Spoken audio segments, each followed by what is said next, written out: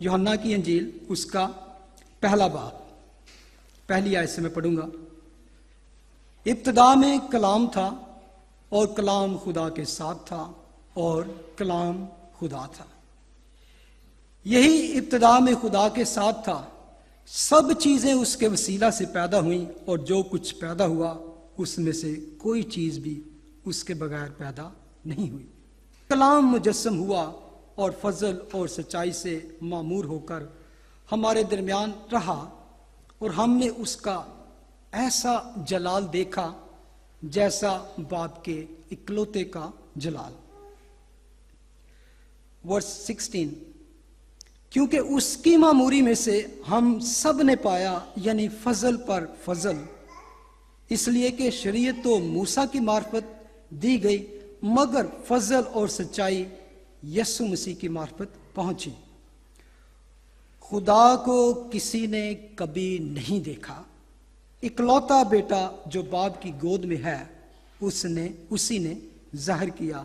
खुदावंद की बरकत उसके कलाम के पढ़े और सुने जाने पर हो।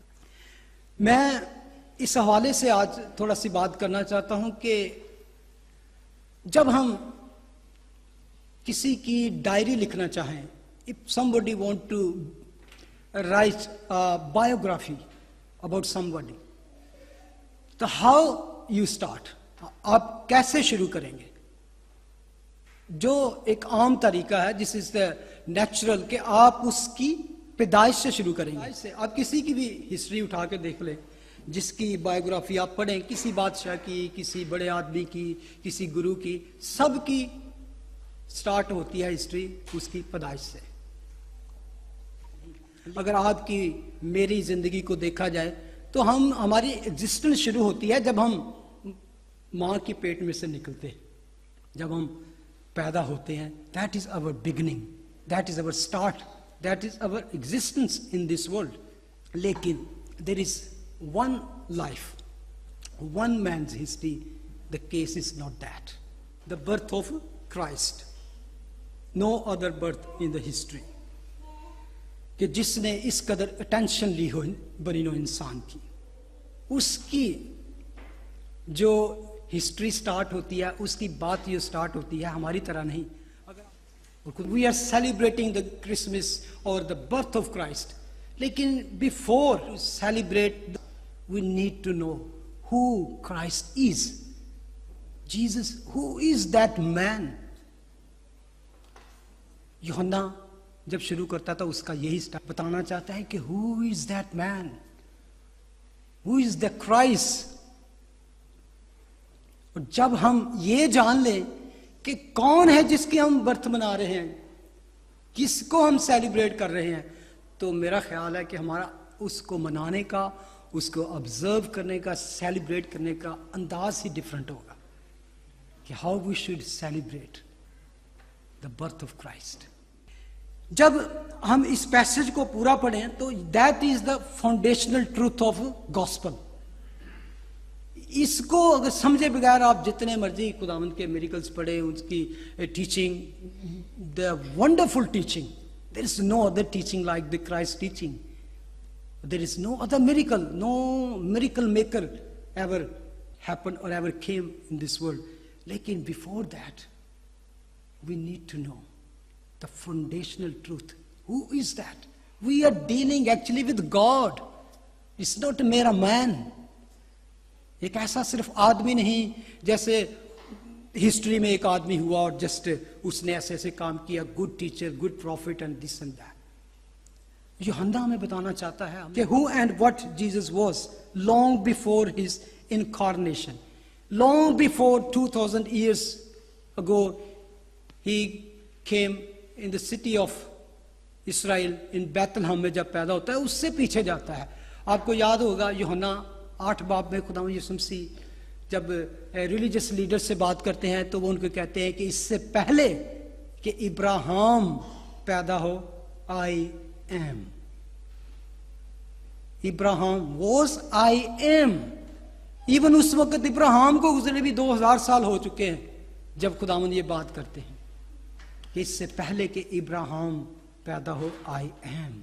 और आई एम आप जानते हैं That is the eternal name of God. اور خداوند یسوع مسیح اپنے آپ کو وہ بتاتے ہیں, ڈکلیئر کرتے ہیں. اور یہودی جو تھے, the Israelites اور Jewish, they understood what the meanings of that Jesus was saying. آج لوگ کہتے ہیں کہ کب جیسس نے کہا کہ میں خدا ہوں یا خدا کا بیٹا. اس ٹائم کے جو اسکالرس تھے, جو ٹیچر تھے, جو استاد تھے, وہ سمجھ گئے. That was the reason. لکھا ہے کہ انہوں نے پتھر اٹھائے, اسے کیا کرنا, سنسار کرنا چاہا کہ تو اپنے آپ کو خدا بتاتا ہے. They understood. یوحنا کی انجیل میں کو جب ہم پڑھتے ہیں, وہ کہتا ہے ابتدا میں کلام تھا.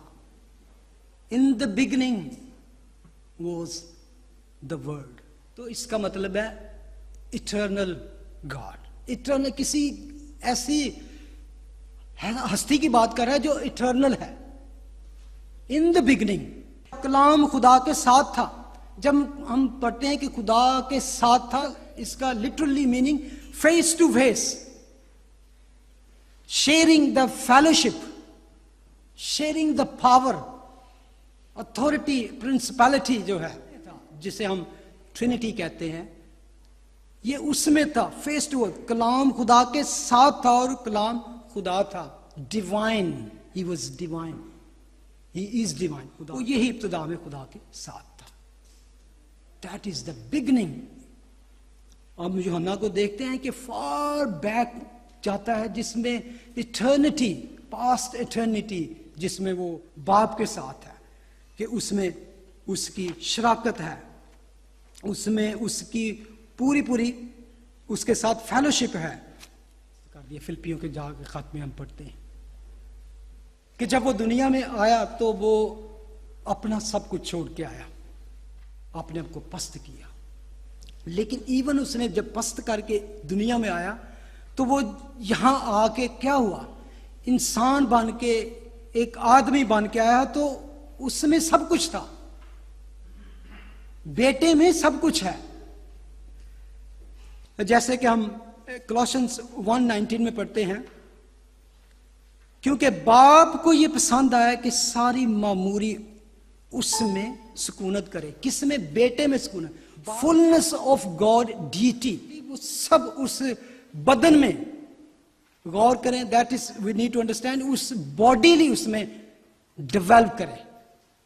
جب اس نے وہ جسم اختیار کیا تو اس میں تھا اس کا کہ وہ باپ کو پسند آیا کہ it was the God was fully اس کے ساتھ راضی تھا. یہ باپ بیٹے اور روح القدس کی ایک یکتا مرضی تھی کہ یہ سب کچھ ہو. اور یوحنا جیسے کہ ہم نے پڑھا 14ویں آیت میں لکھا ہے کہ اور کلام مجسم ہوا اور فضل اور سچائی سے معمور ہوگا. کیونکہ خدا نے کہا کہ ساری فلنس آف گاڈ جو ڈیٹی تھی, خدا کی ذات تھی, اس میں ڈیولپ کرے, اس میں سکونت کرے. تو جب وہ مجسم ہوا تو وہ معمور ہو کر مجسم ہوا اس میں ساری, اور ہمارے درمیان رہا. اور ہم نے اس کا بیٹے کا, اس کا میننگ بیٹے کا ایسا جلال دیکھا. کیسا؟ ایسا جلال دیکھا جیسا, میرے ساتھ کہیں, جیسا باپ کے اکلوتے کا جلال.